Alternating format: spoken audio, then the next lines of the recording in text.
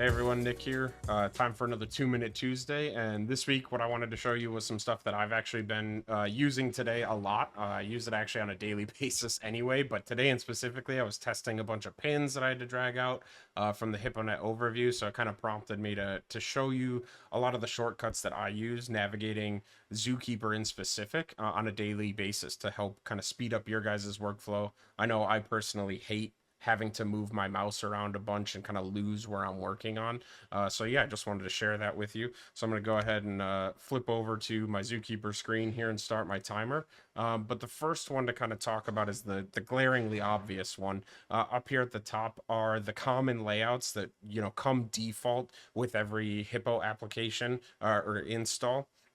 And to get to my mixes page, you can see there's a nice little F1 button. So if I were to hit F1, I would go navigate into my mixes page there like that. Subsequently, you know, F7 is the config tab, so I can quickly jump in, add a component, maybe come back to my mixes page, drag it out onto here if I wanted to.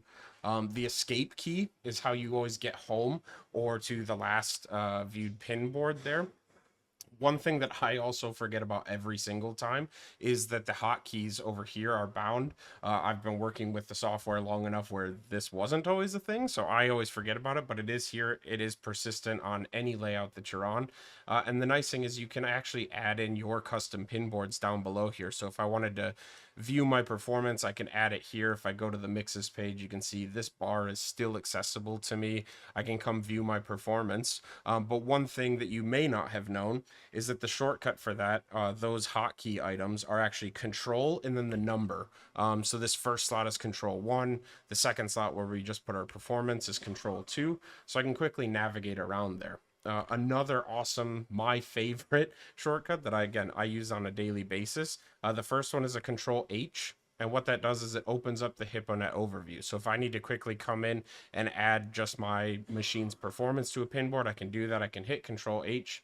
I know sometimes the HippoNet overview doesn't always close when you want it to. So being able to toggle that on and off from my keyboard is really handy. And the last one that I use on a daily basis is unlocking and locking the pinboard. So that shortcut is Control E.